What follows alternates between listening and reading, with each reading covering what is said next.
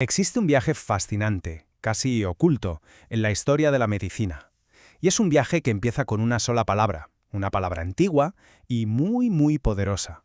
Vamos a sumergirnos en esa historia para entender cómo algo tan cotidiano como una farmacia tiene unas raíces que se hunden en el misterio, en el poder y hasta en la magia. Pues todo, absolutamente todo, empieza aquí, con la palabra fármacon.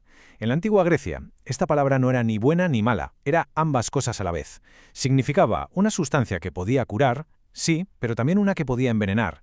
Esta dualidad, esta doble cara, es la clave de todo lo que vamos a ver, y es de hecho el origen de nuestra palabra farmacia.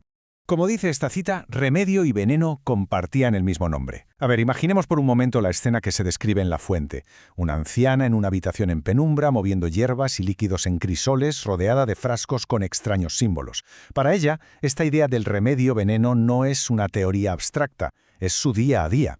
Es un ritual donde cada planta, cada mezcla, contiene la promesa de la vida, pero también, siempre, la sombra de la muerte.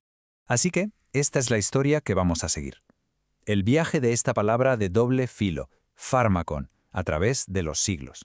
Veremos cómo se fue transformando, pasando de ser un arte casi sagrado y lleno de misterio, a convertirse en la industria global que conocemos hoy. En el mundo antiguo, el poder del fármaco iba mucho más allá de sus efectos químicos. Su ambigüedad, esa doble cara, era una herramienta social y sobre todo una herramienta política. Un ejemplo que lo ilustra a la perfección lo encontramos en un drama legal en la Atenas del siglo IV a.C. Imaginaos, en un tribunal, un médico defiende un jarabe que ha preparado, diciendo que es la cura que salvó a una mujer de una fiebre terrible.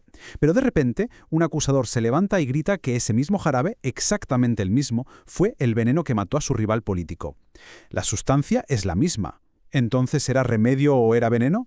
Pues ahí está el poder del fármacon. Su significado dependía totalmente de quién lo usaba, con qué intención y, por supuesto, de quién contaba la historia.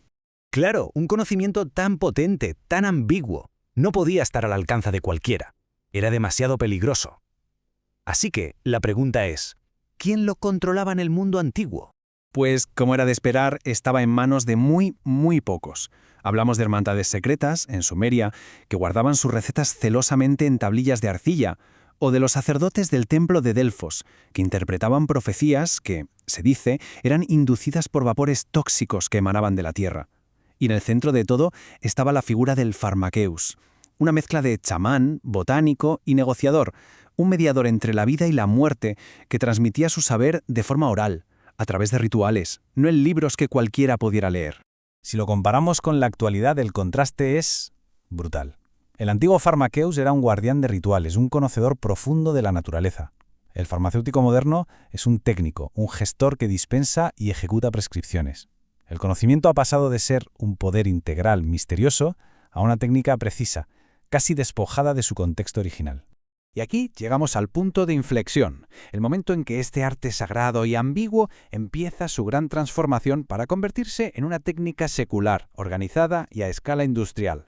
El viaje es largo, claro. De esos rituales sagrados de la antigüedad pasamos a la alquimia de la Edad Media, con su obsesión por encontrar la pureza de las sustancias. Luego, en el siglo XIX, llega el boom de los elixires industriales, y con ellos la charlatanería. Y finalmente, a principios del siglo XX, se produce el impulso definitivo hacia la estandarización científica, un momento que de verdad cambió las reglas del juego para siempre.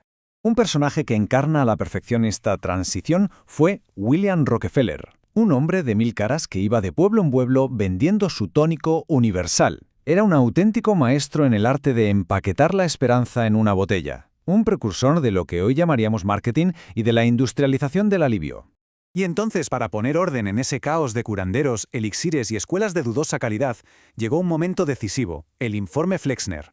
Fue un encargo de la Fundación Carnegie con un objetivo muy claro: estandarizar la educación médica en todo el país. Las consecuencias fueron, bueno, digamos que enormes. Y ojo a este dato, 155. Ese es el número de escuelas de medicina que un solo hombre, Abraham Flexner, inspeccionó personalmente para su informe. Viajó por todo Estados Unidos y Canadá con su libreta para emitir un veredicto que, en la práctica, fue un auténtico hachazo. Los resultados fueron drásticos, de verdad. El informe provocó el cierre o la fusión de casi la mitad de todas las escuelas. Pero lo más importante no es solo el número. La purga no fue neutral. Afectó de manera desproporcionada a las escuelas que formaban a mujeres, a las que servían a las comunidades negras y a las que enseñaban tradiciones alternativas como la homeopatía. La medicina se volvió mucho más homogénea y, para muchísima gente, menos accesible. Este nuevo panorama, ya estandarizado y depurado, sentó las bases para lo que la fuente describe como un monopolio moderno, un modelo muy influenciado por el pensamiento industrial de la época. De aquí entra de nuevo la figura de Rockefeller, esta vez John Dee, el magnate del petróleo. La fuente argumenta que su mentalidad, la lógica de la refinería, es decir, tienes una materia prima, la procesas y obtienes un producto patentable, esa misma lógica se aplicó al cuerpo humano. La salud se convirtió en un sistema que podía ser gestionado, estandarizado y, sobre todo, rentabilizado. Y esto nos lleva a la crítica central que se plantea sobre el sistema que surgió de todo esto. El paciente corre el riesgo de convertirse en un número, una estadística. A veces las necesidades de salud no surgen de forma natural, sino que se crean a través del marketing. El acceso a los remedios se complica por un laberinto de patentes. La ciencia y el beneficio económico entran en un conflicto ético constante. Y finalmente, todo ese conocimiento comunitario, popular, acumulado durante siglos, queda sistemáticamente descalificado. Y así, nuestro viaje cierra el círculo y nos devuelve al principio. ¿Qué significa hoy todo este legado del fármacon? ¿Qué hemos ganado y qué hemos perdido en este largo camino que va de la magia a la industria? Y aquí está la pregunta central, la que conecta todo este análisis con esa palabra griega del principio. Cuando un remedio, por muy científico y eficaz que sea, está controlado por tan pocas manos, ¿no corre el riesgo de convertirse de una forma sutil en un veneno? ¿Un veneno en forma de acceso desigual, de dependencia económica o de una pérdida de la autonomía sobre nuestra propia salud? Al final todo se reduce a una reflexión fundamental que nos deja la fuente. ¿Quién debe tener las llaves de la curación? ¿Deben estar solo en manos de un sistema industrial y técnico o debería la comunidad, la sociedad, recuperar una parte de ese poder ancestral? Encontrar el equilibrio entre el rigor científico y la ética del cuidado sigue siendo, sin duda, el gran desafío de nuestro tiempo.